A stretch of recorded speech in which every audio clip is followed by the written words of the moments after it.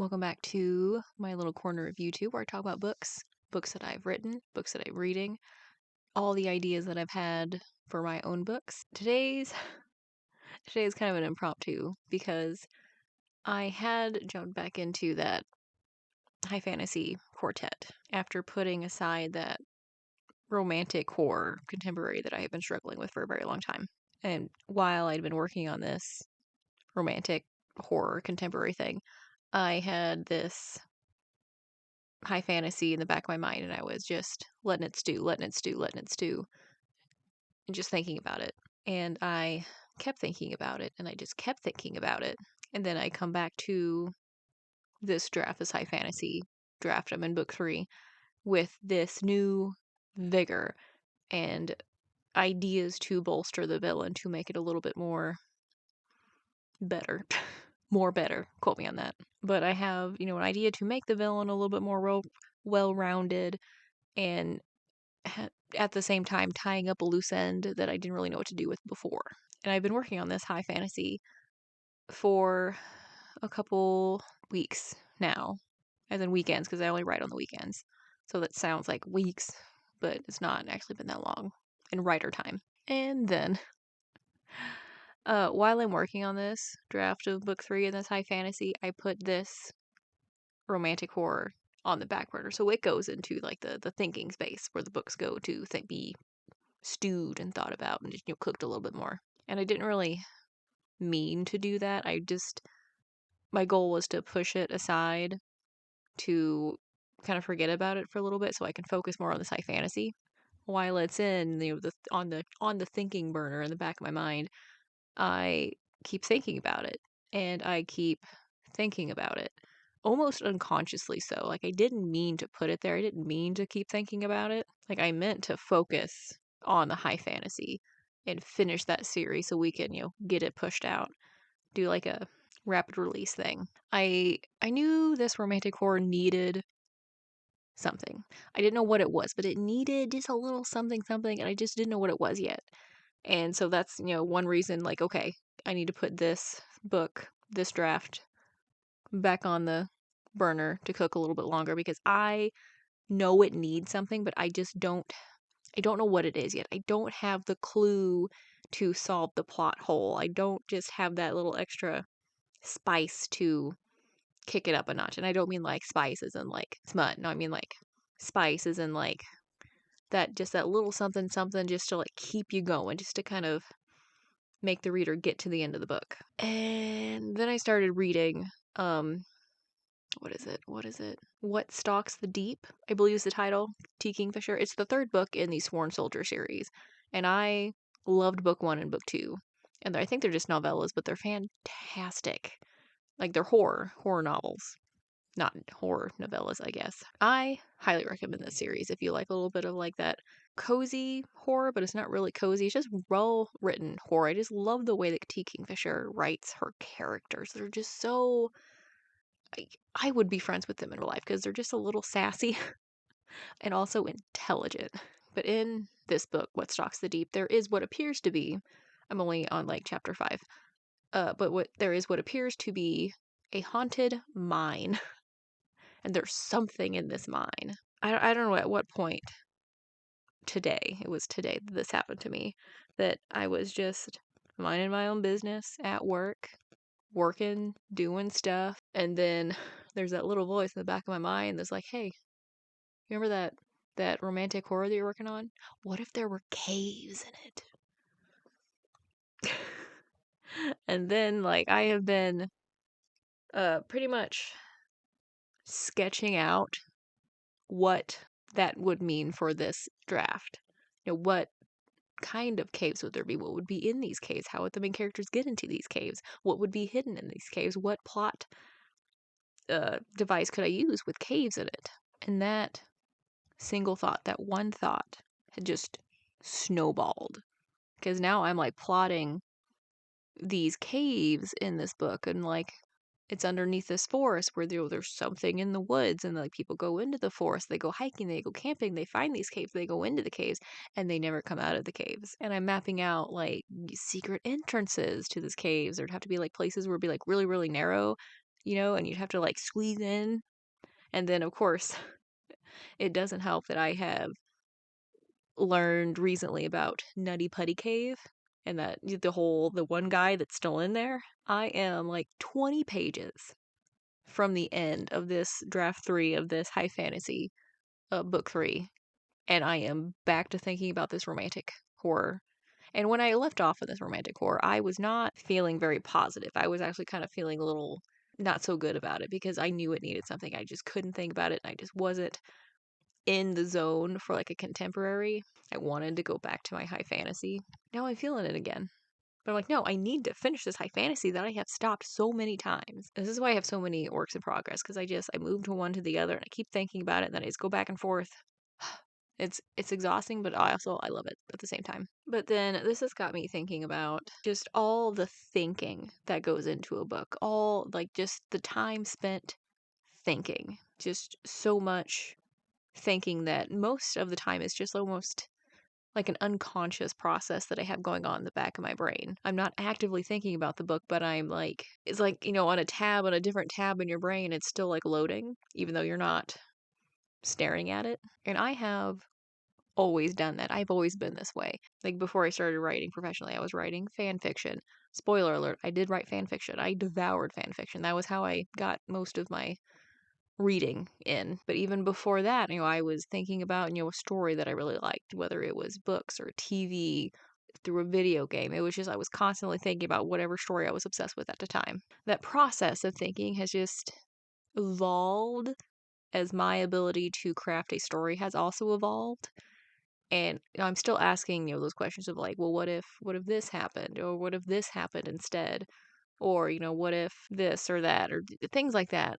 And every time you have like these professionals in the industry talk about traits that successful authors have, or the magic little thing that like you need to be like a successful author in this industry and to have longevity, they always talk about like persistence, perseverance, determination, those things. It's that desire to write and to continue to write. It's not just one story that you have, it's multiple stories and you just keep going. And don't get me wrong, they are absolutely right. You need all of those things. Like you have to enjoy the process of writing. You have to enjoy the busy work of it. I can sit down and start writing a book or work on a book. And the next thing I know, my coffee is ice cold. I have to pee. I haven't eaten, and it's been like 5, 6 hours since I like got up out of my chair.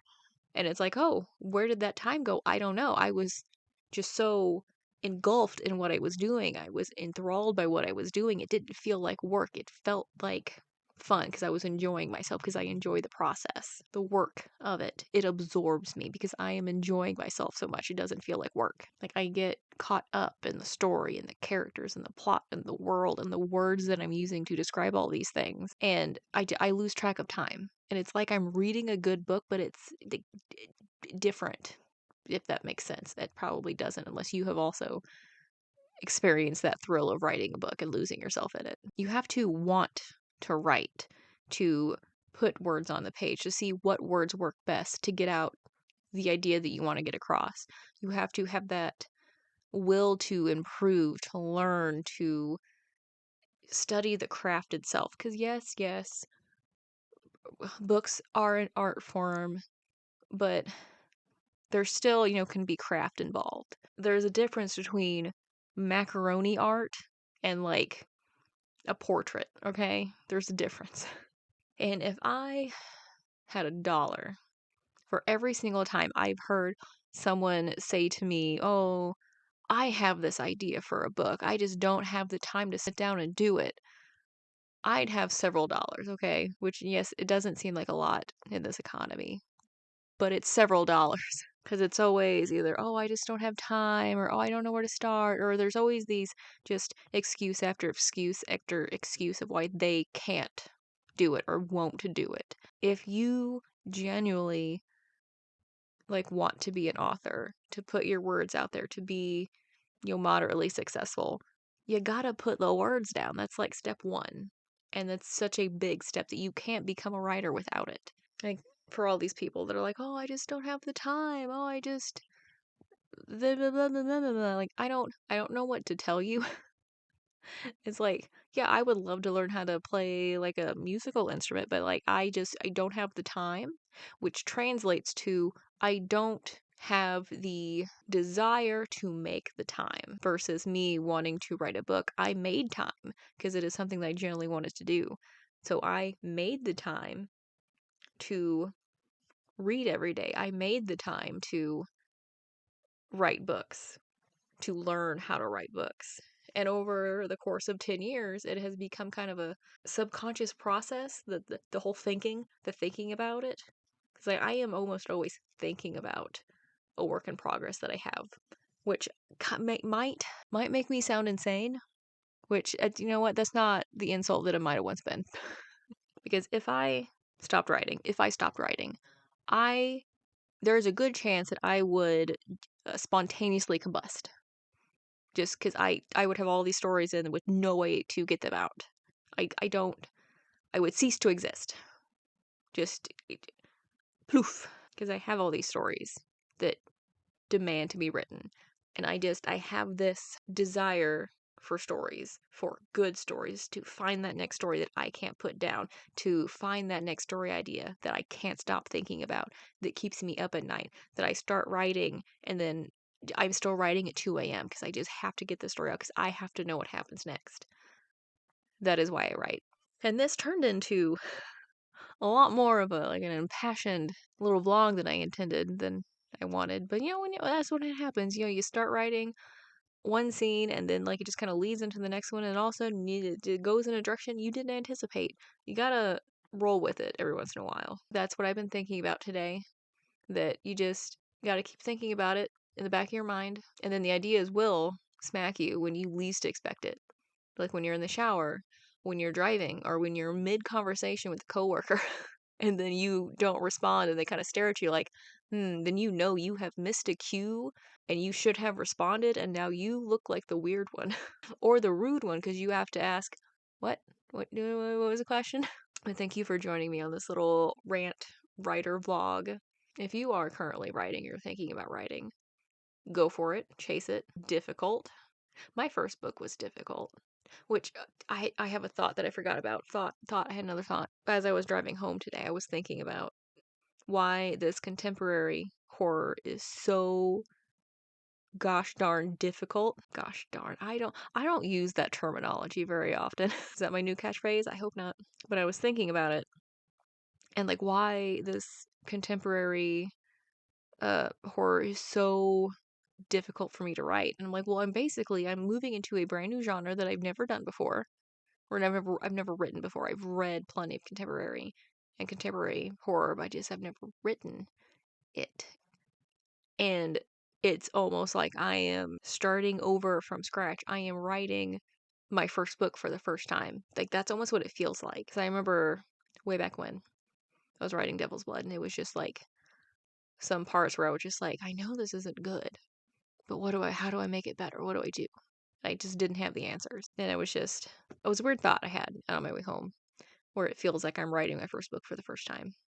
And this is my first contemporary romantic horror, so I guess it kind of is, jumping into a new genre. It's brand new versus high fantasy. I am very familiar with. I've read a lot of it. I've written a lot of it. And so it's kind of second nature at this point. Like I know the tropes, I know what is expected. I've kind of tried to twist those expectations just a little bit to kind of not feel like it's just every other romantic fantasy out there right now. But I don't know. Being a writer is weird. Don't get me wrong, I would not trade this for anything because I love writing. I love the process, and I would love for this to be my full-time job one day. And I would love even better to be able to expand that, writing into even having my own small independent press. That would be fantastic. I would also, I daydream about like being a creative writing instructor and like hosting workshops like in the summer or something. But again, pipe dreams because I have bills to pay and I don't feel qualified to do either of those things. I don't know what my hair is doing. It's been a long day. As good as it's gonna be. But thank you for joining me on this lovely little adventure into this blog. I hope you have a great rest of your evening, the rest of your day, whatever time it is where you are. I will see you in the next vlog, whenever that happens. I don't know.